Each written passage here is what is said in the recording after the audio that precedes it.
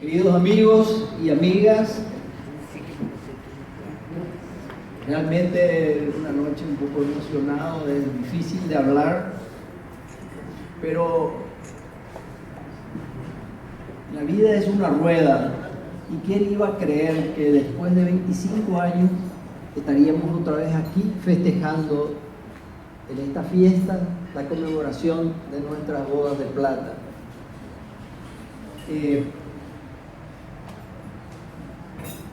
Hace 25 años aquí nos dieron la carta constitutiva en una mañana de desayuno.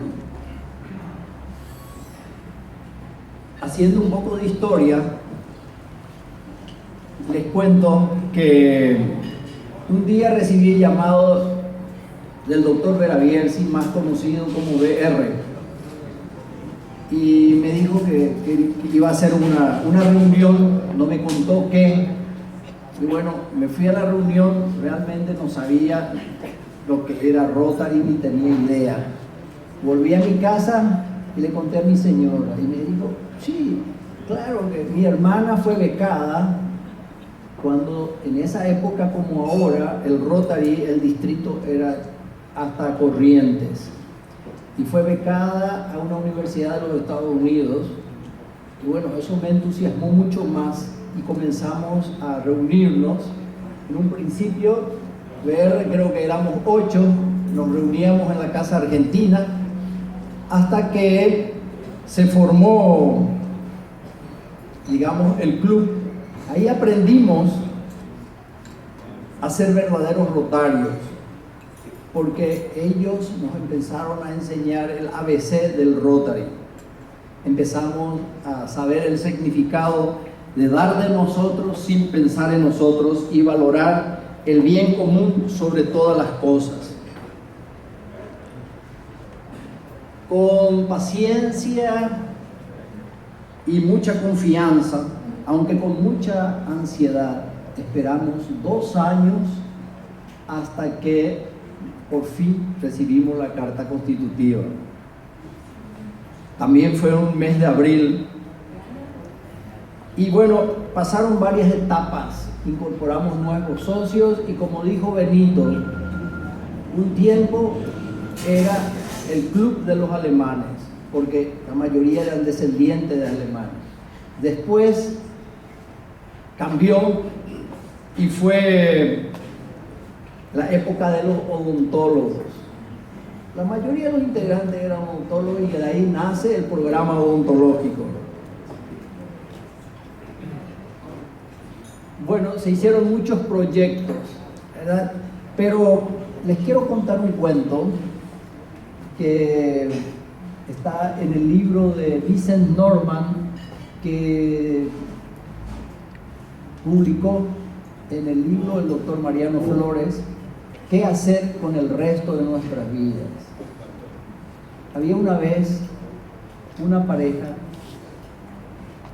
de chinos que por la situación tuvieron que venir a Hong Kong. Ustedes se imaginan que cuando llegaron a Hong Kong se encontraron con 2.000 inmigrantes, muchos de ellos por una situación económica pésima, una situación social mínima, ¿verdad? Y por supuesto sin ninguna formación profesional. Era muy difícil de conseguir trabajo. Muchas veces cuando había una lluvia tenían que ponerse contra la pared o en algunos casos cubrirse con cartones. Fue así que empezó a buscar trabajo y trabajo hasta que un día se fue al puerto y viendo que la gente estaba cargando unos barcos, él también se metió en la fila y empezó a trabajar. Pasaron varios días, él era el primero que llegaba y el último en retirarse, y eso le llamó la atención al dueño del almacén y le llamó y le preguntó. Entonces él pidió disculpas por no haber pedido permiso, pero contó su situación. El dueño del almacén sintió una franca simpatía por él y dijo que podía trabajar, pero no le podía contratar porque estaba prohibido, entonces iba a trabajar por las propinas. Lo que él ganaba al principio eran 3 panes, así que un pan era para un hijo, el otro para el otro hijo, y el tercer pan se repartía él con su esposa. Bueno, así siguió trabajando hasta que un día unos ladrones quisieron asaltar el almacén y él defendió, a pesar de recibir una buena paliza, defendió con su vida que no le robaran al dueño y pudo tocar la alarma. Así que los delincuentes tuvieron que huir sin llevar nada. Eso motivó al dueño del almacén a contratarle y ahí cambió su vida. Pero la historia ahí no termina, ¿verdad? Sino la historia termina con que 10 años después él dona $10 millones para los inmigrantes, creando una fundación. ¿Por qué traigo a colación este cuento que siempre a mí me impresionó? Porque es un poco el sentir de nuestro club desde un principio. En primer lugar, vamos a resaltar la responsabilidad de Pen Wang, como se llamaba.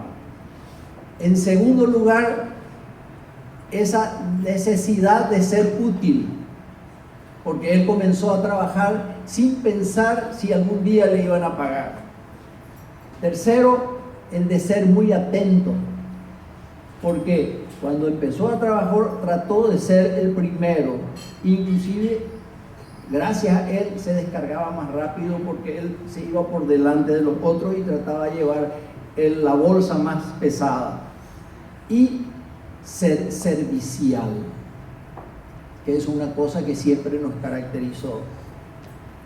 Bueno, por eso agradezco a Dios por la oportunidad que me dio de crecer como ser humano dentro de este club, y a cada uno de los presidentes y socios en general por la entrega en todos estos años en que luchamos con convicción y altruismo para aportar un grano de arena para un Paraguay y un mundo mejor.